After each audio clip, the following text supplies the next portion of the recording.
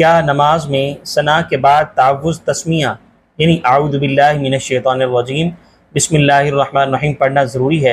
मैंने जुमा की नमाज में इमाम साहब को सीधा सूरह फातिहा पढ़ते हुए देखा है।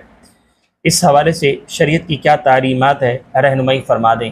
देखिए, इस हवाले से बात नोट फरमा लें कि सना पढ़ने के बाद तावुज़ और तस्मिया पढ़ना मुनफरिद यानी इनफिरादी तौर पर या फिर इसी तरह से इमाम की शक्ल में मसनून है। याद रहे, ये वाजिब नहीं है।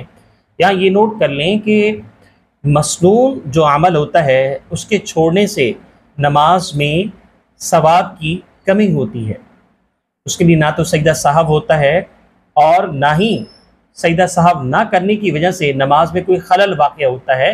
अलबत्ता नमाज में सवाब की कमी होती है। और इसी तरह से सना के बाद आऊज़ु बिल्लाह बिस्मिल्लाह पढ़ना वाजिब नहीं, मसनून है। अगर कोई शख्स तावुज़ या तस्मिया पढ़े बग़ैर सूरह फातिहा शुरू कर दे तो नमाज तो बहरहाल हो जाएगी, लेकिन वही बात मैंने अर्ज़ की कि सुन्नत तर्क होगी, यानी उसमें कराहत होगी। और इस तरह नहीं करना चाहिए, जानबूझकर तो हरगिज़ नहीं करना चाहिए। जो सुन्नत रसूल से है सल्लल्लाहु अलैहि वसल्लम उसको यकीनन अदा करना चाहिए, इसमें कोताही नहीं करनी चाहिए।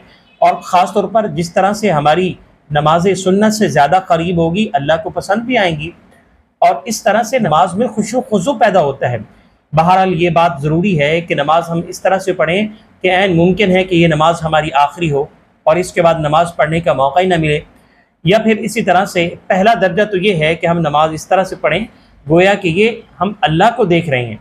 और अगर ये दर्जा मुमकिन ना हो तो गोया इतना दर्जा तो होना चाहिए कि अल्लाह हमें देख रहा है। और अगर ये भी मुमकिन नहीं तो कम से कम ये दर्जा तो होना चाहिए ये नमाज हमें मुमकिन है आखिरी मैसर हो, इसके बाद अल्लाह इजाज़त न दे, यानी हम अल्लाह के पास चले जाएँ।